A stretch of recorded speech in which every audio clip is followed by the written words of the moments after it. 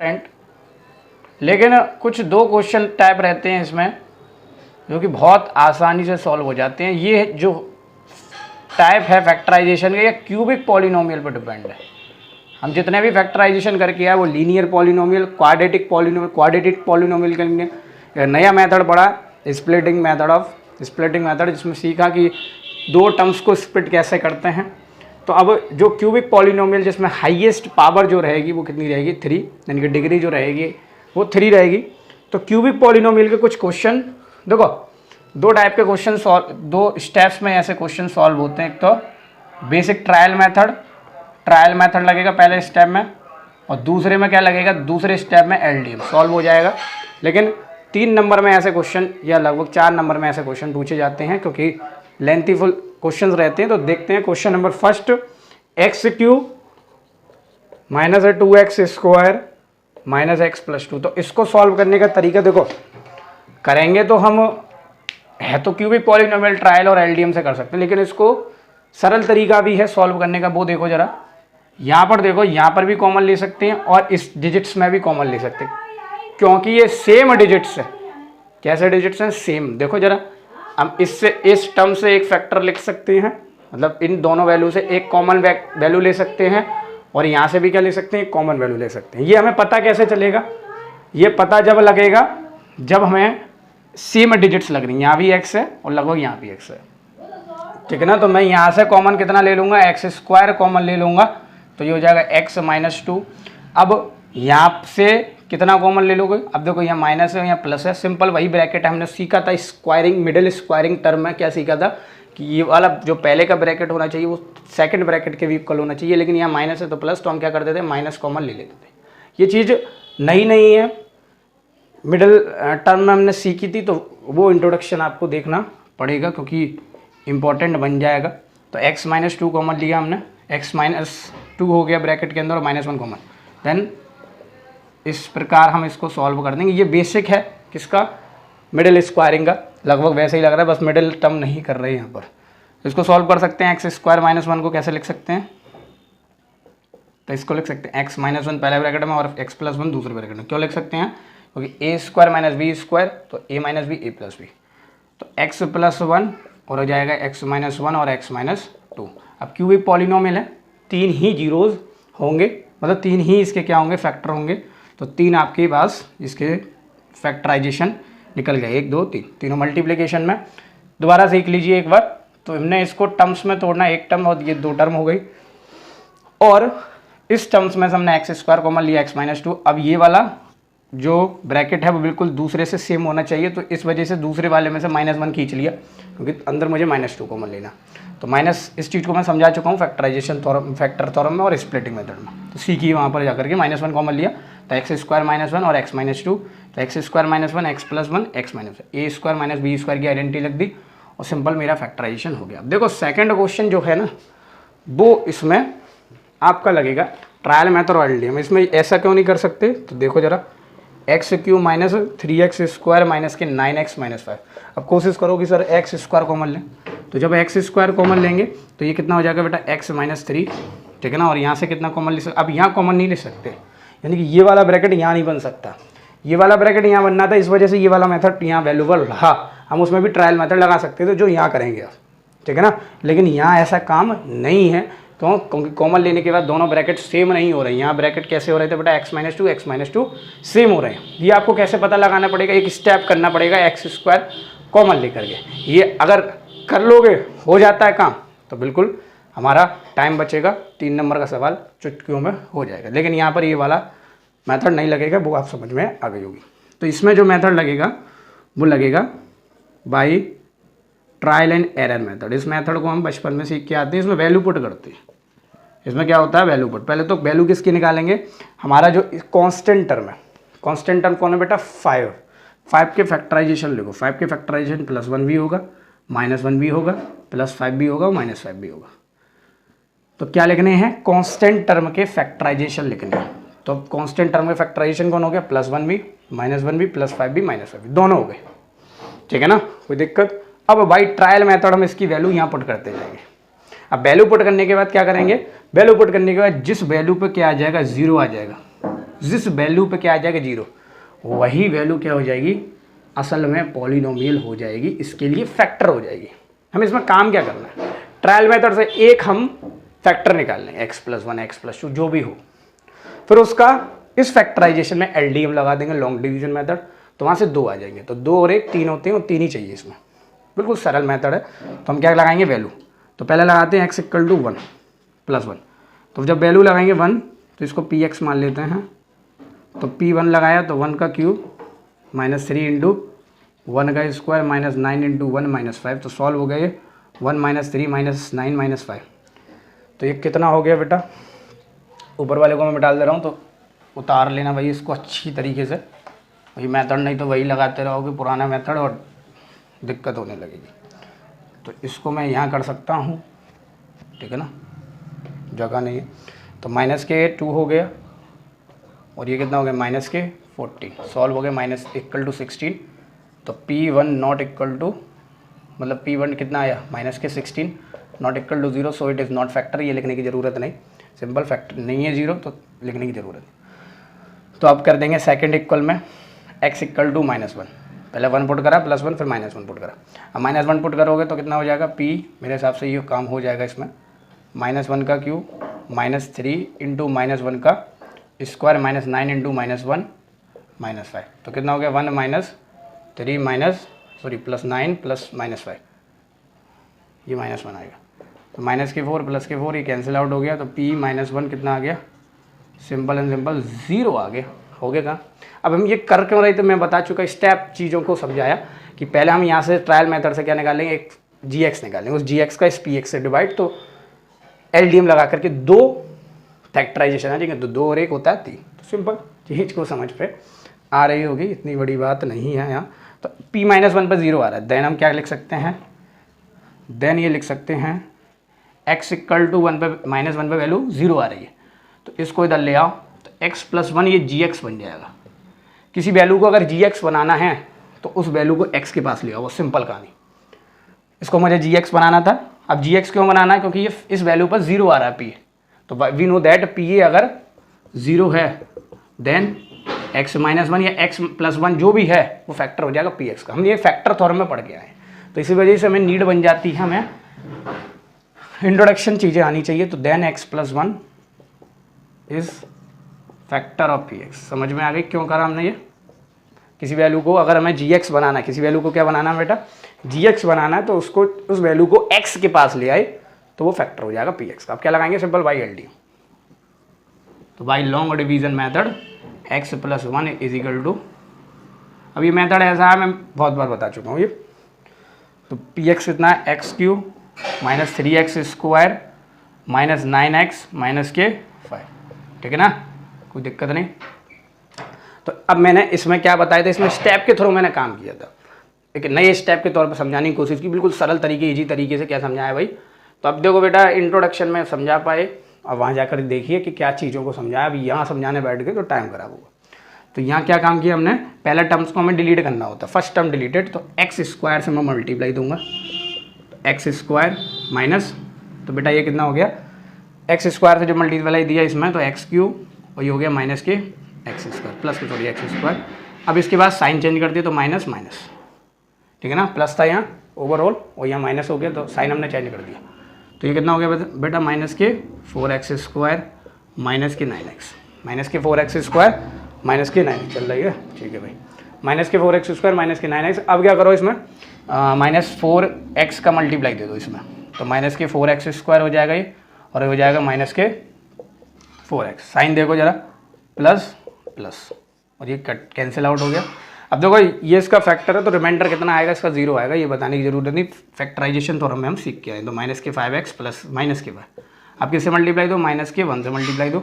Minus के क्यों दे रहे हैं, क्योंकि यहाँ माइनस आता है तो माइनस से वैल्यू देंगे, मतलब मल्टीप्लाई देंगे, तो -5x हुआ, और ये कितना हो गया बेटा,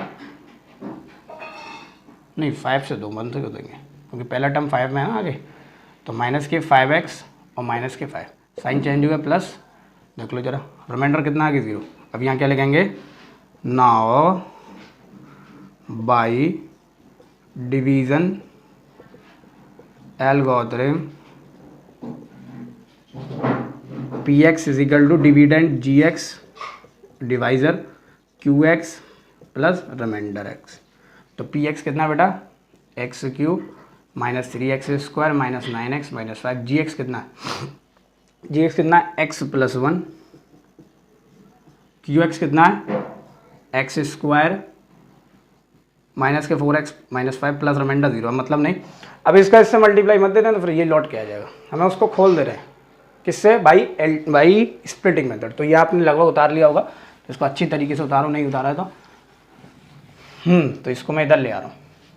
एक्स प्लस 1, ये तो पहले से वेक्टर है, x square minus 4x minus 5 x plus 1। अब इसको खोला हमने तो बेटा कितना हो गया, जरा जल्दी फटाफट से बताओ भाई। स्प्लिटिंग स्क्वायर मेथड तो बहुत धुरंधर है बच्चे यहाँ के, मैं करा चुका हूँ ये मेथड। तो ये लगभग इसका इससे मल्टीप्लाई करेंगे तो 5 चाहिए और सॉल्व करके 4 चाहिए, तो सिंपल है। अच्छा, मल्टीप्लाई करके 5 चाहिए और प्लस करके 4 चाहिए, तो मल्टीप्लाई करके 5 चाहिए है मल्टीप्लाई। अरे मेरा इतना सोचना क्यों इसमें। एक्स स्क्वायर माइनस के 5x प्लस के एक्स माइनस 5 कैसे तोड़ते थे बेटा, बीच वाले टर्म्स को ऐसे तोड़ते थे कि बीच वाले टर्म्स के तोड़ेंगे 2 नंबर में, उन दो का सम बीच वाले के इक्वल है और उन दोनों का प्रोडक्ट ए वाला और फर्स्ट नंबर और थर्ड नंबर के इक्वल है। तो 4x को कैसे तोड़ा, -5 plus 1 plus x, basically -5 plus 1 तो आंसर कितना है -4। देख लो भाई सॉल्व करके, और -5 मल्टीप्लाई मैंने लगाया 1 तो हो गया मेरा -5। ठीक है, तो -5 हुआ तो मैं यहाँ रिमाइंडर रख दूंगा x प्लस 1। तो यहाँ से मैं कॉमन ले सकता हूँ, कितना हो गया बेटा x -5 और यहाँ अब देखो दे रहा, यहाँ माइनस है यहाँ -5 है, ठीक है ना। यहाँ बेटा माइनस है यहाँ -5 है तो कोई दिक्कत नहीं, +1 कॉमन लूँगा। ये हमारा ज़रूरी होता है, क्यों, क्योंकि हमें 3 फैक्टर बनाने हैं। तो ये हो गया बेटा x प्लस 1 और पहले ब्रैकेट में x प्लस 1 और दूसरे ब्रैकेट में x माइनस 1। नहीं आया, दोबारा समझा, जल्दी जल्दी कर दिया, इस चीज़ को समझो। 4x को कैसे तोड़ा हमने, 4x को ऐसे तोड़ा कि उसके दो जो टर्म्स आए उनका सम 4 के इक्वल हुआ, तो -5 प्लस 1 -4 के इक्वल हो गया, और उनका जब मल्टीप्लाई किया वो किसके इक्वल हुआ, 1 और थर्ड नंबर के, तो -5 के तोड़ा हमने, ऐसा तोड़ा। इसमें से क्या कॉमन लिया बेटा, x कॉमन लिया, तो x -5 हुआ। अब इसमें से 1 कॉमन लेना जरूरी है, क्योंकि सिंपल समझे ना, फैक्टर के लिए चाहिए। तो x प्लस 1 और 2 ब्रैकेट सेम हो गए तो x -5 एक ले लेंगे, ठीक है ना। ठीक, कोई दिक्कत नहीं। तो ये 3 फैक्टर आ गए, हो गया काम, 3 ही फैक्टर निकालने थे। तो px के थ्रू हमारा ये क्या आ गया, gx फॉर्म्ड हो गया, ठीक है ना। तो नेक्स्ट हम बात करेंगे इसके पार्ट नंबर 3 की। अब सेकंड है वैसे ही 3 होगा, ये कैसे पता लगा लिए सर, क्योंकि नहीं तो आप पहले वाले के मेथड की तरह लगा सकते हो। इसमें देखो जरा, 5th का 3rd x क्यूब प्लस के 13x स्क्वायर प्लस के 32x प्लस के 20। अब देखो जरा, पहला मेथड लगा सकते हो क्या, पहला मेथड लग सकता है। इसमें से मैंने चलो एक्स स्क्वायर कॉमन लिया, ये हो गया x प्लस 13 प्लस, अब इसमें से क्या कॉमन ले लो, ज़्यादा से ज़्यादा 4 कॉमन आ जाएगा, तो ये हो जाएगा 8x प्लस 5। कहाँ आ रहे हैं ब्रैकेट से, तो पहला मेथड नहीं लगा सकते, बता दिया ना पहला मेथड कैसे लगा सकते हैं। तो पहला मेथड नहीं लगाओगे तो लगाओ बम बम बोले भाई, trial method and by division algorithm. तो बेसिकली हम क्या करते थे भाई, ट्रायल एंड एरर मेथड। तो बेसिकली हम इसका जो कांस्टेंट टर्म है उसका क्या करते थे, फैक्टराइजेशन करते थे। तो 20 किन की टेबल आते तो +1 -1 एक संग लिख दे रहा हूँ, +-1, ठीक है ना, दोनों वैल्यू होंगी, +1 भी -1 भी, प्लस को ऊपर लिखा माइनस को नीचे। किसकी टेबल में आता है, 2 की टेबल में भी आता है, और किसकी टेबल में आता है, 4 की टेबल में भी आता है, 5 की टेबल में भी, 10 की टेबल। अभी तो बहुत धुरंधर बन रहे होंगे, कोई बड़ी डिजिट होती तो भाई काम कैलकुलेटर स्टार्ट हो जाता। +-5 +-10 और +-20, ठीक है ना। तो इनकी टेबल में जो है हमारा 20 आता है, ये इसकी फैक्टराइजेशन हैं जो कि हमारे लिए हैं। तो सिंपल हमें वैल्यू लगानी है, तो p + 1 पे वैल्यू लगा कर देखते हैं। तो बेटा कितना हो गया, 1 का क्यूब -13 सॉरी प्लस है 1 का स्क्वायर प्लस 32 मल्टीप्लाई 1 + 20, 1 + 13 + 32 + 20। मेरे हिसाब से 0 नहीं आएगा तो सॉल्व कर लो। चलो ये कितना हो जाएगा, 52 और 14 6 और 66 नॉट इक्वल टू 0। तो बोल दो, अब ज़रूरत नहीं तो यहाँ लिख देना जो x इक्वल टू है 1 है और यहाँ x इक्वल टू मैं कितना कर रहा हूँ -1, ठीक है ना। तो -1 में मेरे हिसाब से नहीं होगा, ठीक है ना। आप लगा करके देख सकते हो, चलो लगा देते हैं, सही करा ना, प्लस 32 + 20 ये हो जाए, आलोचना हो जाती भाई, प्लस प्लस, तो इस चीज़ को हमें देखना पड़ता है, ठीक। x इक्वल टू -1 तो p -1 पे पुट करा तो -1 का क्यूब प्लस 13 इंटू -1 का स्क्वायर प्लस 32 इंटू -1 प्लस 20, तो कितना हो गया -1 प्लस 13 -32 प्लस के 20, सॉल्व हो गया क्या 12, और यहीं से सॉल्व हो गया ये तो, और ये कितना हो गया -32 प्लस, हम इसको छोड़ रहे थे, 12 हो गया -12, अरे भाई तो बढ़िया बात है, यानी कि हमें हर चीज़ को सॉल्व करना चाहिए। p -1 पर 0 आ गया तो कोई दिक्कत नहीं, तो हम बोल देंगे, अब देखो मैंने जस्ट बताया था x इक्वल टू -1 पर वैल्यू 0 आ रही है, तो हमें gx चाहिए, तो इसको इधर इसकी तरफ लिया, तो ये कितना हो जाएगा x + 1 क्यों गया, साइन चेंज हो जाएगा, तो सिंपल बोल देंगे x + 1 is the factor of px का क्या हो गया, फैक्टर हो गया, कोई दिक्कत। अब हमें क्या मिल गया, अब वैल्यू आगे लगाने की जरूरत नहीं, एक फैक्टर चाहिए होता है तो एक फैक्टर में मिल गया, काम खत्म, वही हमें फैक्टराइजेशन शुरू कर देंगे एलडीएम के थ्रू। तो इसको आप क्या करेंगे, उतारेंगे, कोई जगह नहीं मिलेगी मुझे, तो x + 1 मेरा क्या हो गया, फैक्टर हो गया। तो देखो जरा, by LDM long division method x + 1 लगाओ, क्वेश्चन तो मिटल गया, तो क्या आता भाई, x³ plus 13x² plus 32x plus के 20, ठीक है।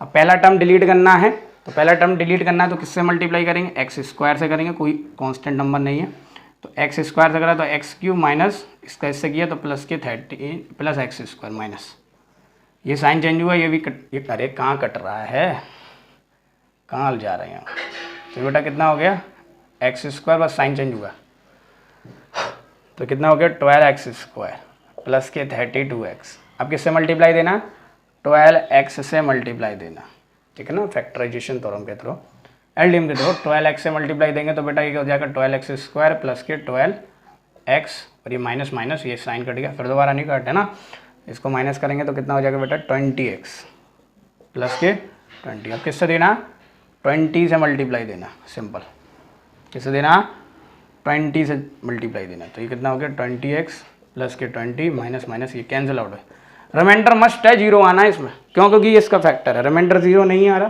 तो हम कहीं बढ़िया सी अच्छी सी प्लस माइनस की छोटी सी गलती कर रहे हैं। अब x + 1 फैक्टर था, आप क्या लगाएंगे, बाई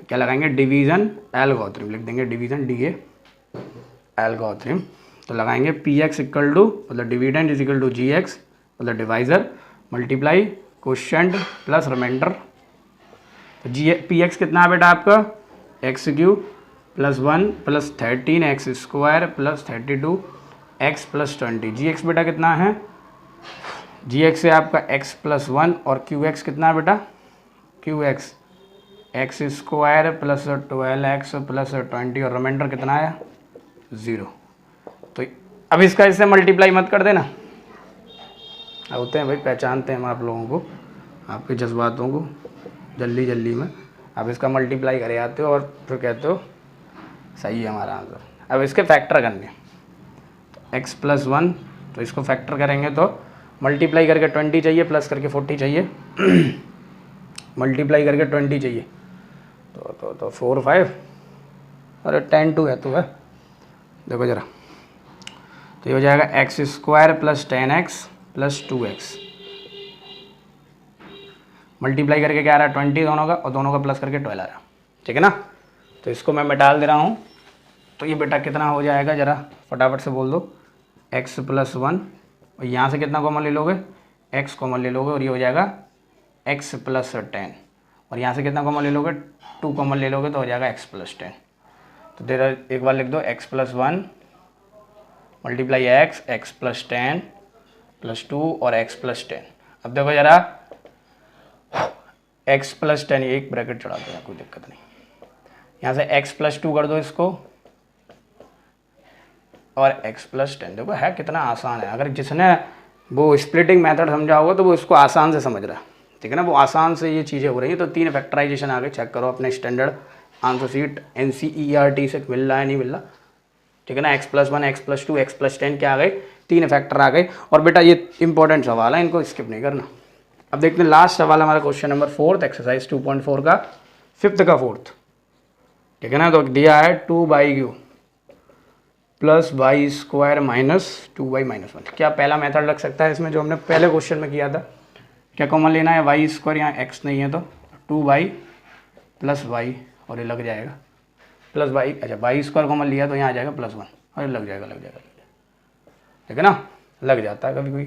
तो 2y स्क्वायर कॉमन लिया, अब यहाँ प्लस है या माइनस हो तो -1 कॉमन लिया तो 2y + 1, देख लो भाई, वाई स्क्वायर -1 2y + 1।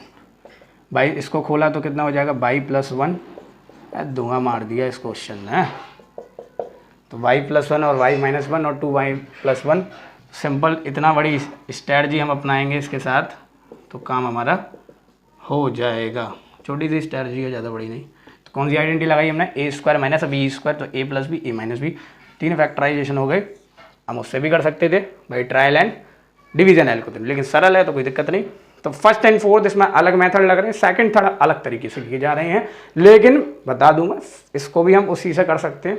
तो करके दिखाना, इसको कमेंट सेक्शन में बताना कि हमने किया या नहीं किया। तो मिलेंगे नेक्स्ट एल्जेब्रिक आइडेंटिटी